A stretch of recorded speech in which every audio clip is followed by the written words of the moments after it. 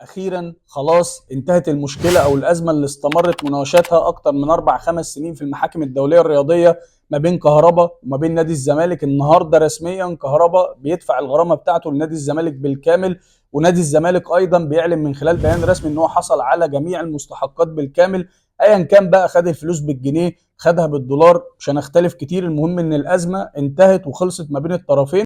كهربا كان حمل كبير جدا، كان محتاج ان هو يخلص منه باي شكل من الاشكال، محتاج ان هو يفضي دماغه الفتره اللي جايه ويركز اكتر في الملعب، لان عنده منافسه قويه عشان يقدر يحافظ على مكانه في ظل تألق وسام ابو علي في بدايته مع النادي الاهلي. ونفس الكلام برضو بالنسبه للزمالك، مبلغ كبير يقدر ان هو يستفيد من خلاله، خصوصا ان الزمالك في فتره الانتقالات الشتويه جاب لعيبه كتير وصرف مبالغ كبيره جدا، ودفع فلوس سبورتنج لشبونه وحل ازمه القيد، ولسه وما زال عنده برضو بعض الملفات بيشتغل عليها، سواء تقريبا خالد بوطيب او فرجاني ساسي او اتشن بونج. يعني في بعض اللعيبه لسه الامور بالنسبه لها ما خلصتش بنسبه 100%، فاكيد المبلغ ده هيفرق معاهم بشكل كبير، حتى لو هم بيفكروا ان هم يجيبوا صفقات في بدايه الموسم او في اول السنه اللي جايه. لكن انا بصراحه عجبني الفكر بتاع مجلس اداره نادي الزمالك الفتره الاخيره. الناس شغاله في هدوء، الناس مش حابه ان هي تعمل عداوات مع اي حد، لان هم عايزين ينجحوا، واللي عايز ينجح ما بيبنيش عداوه مع اي حد. والبدايه كانت